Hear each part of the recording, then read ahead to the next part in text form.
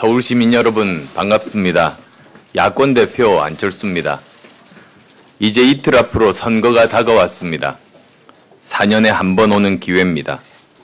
그간 참고 기다리며 털어놨던 나라 걱정을 싸늘하게 표로 던지는 날입니다. 지금 서민 경제는 파탄입니다.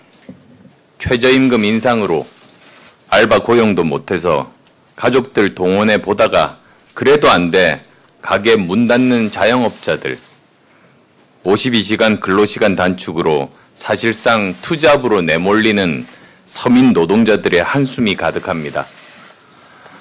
의료보험료 인상에 세금 쥐어짜기로 괴로운 서민 가게, 재건축 규제 때문에 다 쓰러져가는 낡은 건물에서 무너지지 않기만을 기도하며 살아야 하는 서울 시민들이 표를 찍는 날입니다.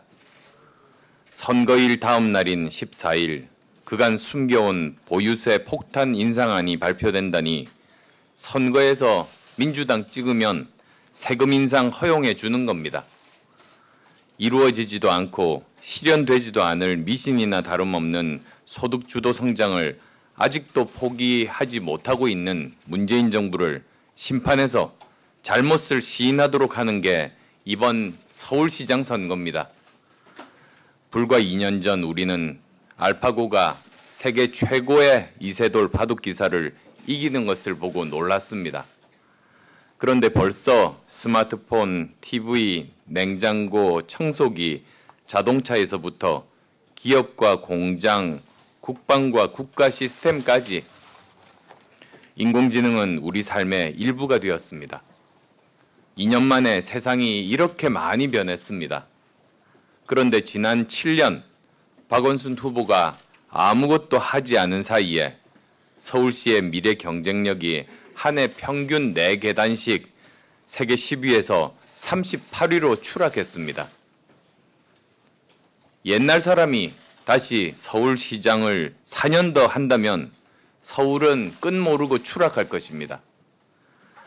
존경하는 서울 시민 여러분, 어제 서울의 미세먼지 농도가 프랑스 파리의 2배, 영국 런던보다는 2배 이상이라는 보도가 있었습니다. 또 전 세계 13,000개 도시 가운데 대한민국 수도 서울이 이산화탄소를 가장 많이 배출한다는 연구 결과도 발표됐습니다.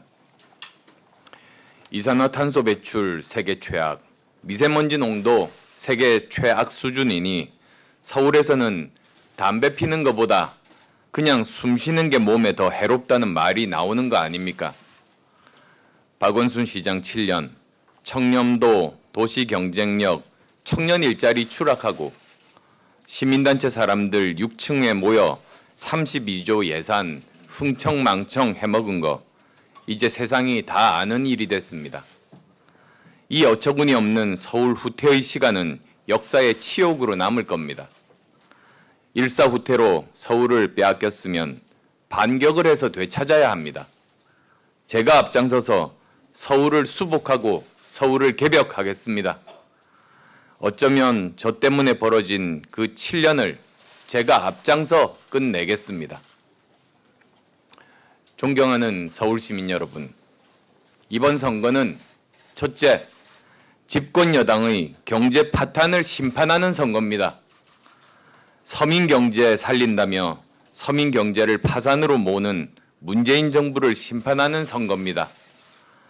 나라 살림은 다 거덜내고도 오만에 빠져 서민의 아픔과 눈물을 외면한 더불어민주당을 표로 심판해서 정신 바짝 차리게 해야 합니다. 1468조로 사상 최대치를 기록한 가계부채의 증가, 200만 명이 아무런 하는 일 없이 고통받는 실업자의 급증, 하루 벌어 하루 먹고 사는 저소득층의 신음소리, 지금 이 순간에도 좌절 속에 폐업 신고하는 자영업자들의 경제 파산, 더 이상 갈 곳을 찾지 못해 길을 잃고 방황하는 이 땅의 청년 실업자까지 한국 경제는 그야말로 쓰러지고 무너져 내리고 있습니다. 최저임금 급격한 인상으로 알바 고용도 못해서 문을 닫고 절규하는 영세 자영업자들, 52시간 근로시간 단축으로 사실상 투잡으로 내몰리는 서민 노동자들, 하루가 다르게 오르는 물가에다 의료보험 인상에 세금 쥐어짜기로 가쁜 숨 몰아쉬는 서민 가게 등 정말 고통스러운 그런 나날 연속입니다. 우리 경제는 곧 폭삭 주저앉아서 잿더미가 될 낡은 건축물과 같고 국민의 생활 불안은 언제 무너져 내릴지 모를 낡은 건물 속에서 하루하루를 불안감과 공포감 속에서 어쩔 수 없이 지내야 하는 세입자와 같은 처지입니다. 이런 경제 파탄 정부 심판해야 합니다. 서민의 삶을 무너뜨리고도 서민을 부르짖는 오만한 서민 붕괴 정부, 국민의 표로 서울 시민의 힘으로 준엄하게 심판해 주십시오. 둘째, 제1야당의 과거 국정 파탄과 실패에 대한 심판 선거입니다. 자신들의 잘못에 대한 통렬한 반성과 개혁은커녕 113석을 가진 제1야당이라고 거들먹거리면서 시민들을 우습게 본 나머지 이혼하면 부천 가고 망하면 인천 간다는 이부망천, 해괴한 신조어까지 만들어냈습니다. 정치공학적 계산과 집안 싸움에 여념이 없는 무능하고 부패한 자유한국당을 심판해야 합니다. 셋째, 두 기득권 정당의 도덕적 파탄에 대한 심판 선거입니다. 국정원 댓글, 사이버 사령부의 댓글 조작은 이잡듯이 샅샅이 파헤치면서도 정작 대선 때부터 댓글 조작과 여론 공작에 깊숙이 관여해서 선거의 공정성을 훼손한 드루킹 사건을 차일피일 미루기와 봐주기로 얼렁뚱땅 넘기려는 정부 여당 심판해야 합니다.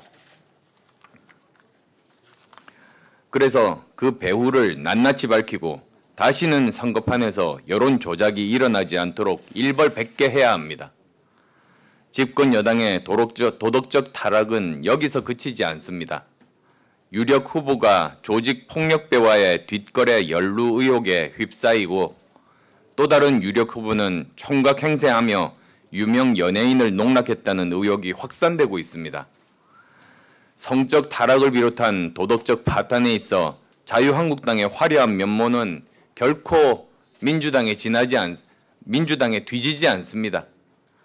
지난 대선 당시 이른바 돼지 발정제 사건으로 여성 비하 논란을 일으켜 사죄한 경력이 있는 홍준표가 당대표로 포진해 있습니다.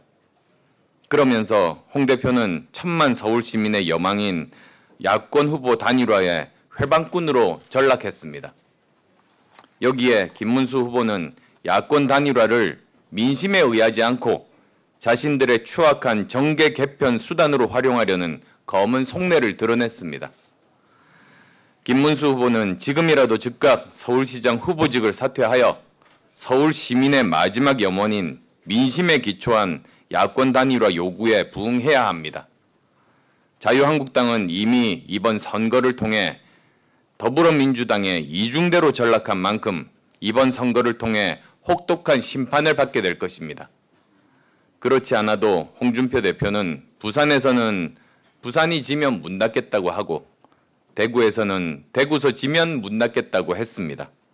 어차피 자유한국당의 운명이 문 닫을 정당이라면 더 이상 야권표 분산시키지 말고 문재인 정부의 경제 파탄과 박원순 시장의 무능행정 7년을 막고 심판할 수 있도록 지금 당장 문 닫고 야권 단일화에 협력할 것을 촉구합니다.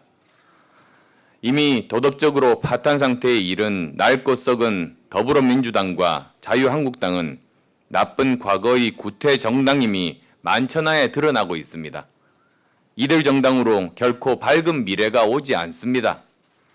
도덕적으로 흠결 없이 깨끗하고 기득권 구태 정치에 물들지 않고 국민들께 밝은 미래를 약속드리고 실현할 수 있는 정당은 바른미래당뿐입니다.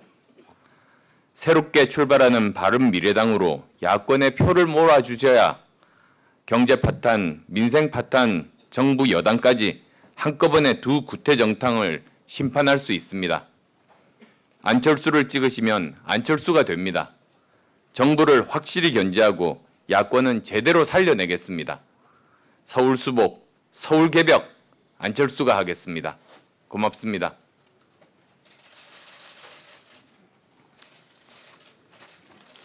바깥으로 나가는 거죠? 네. 네.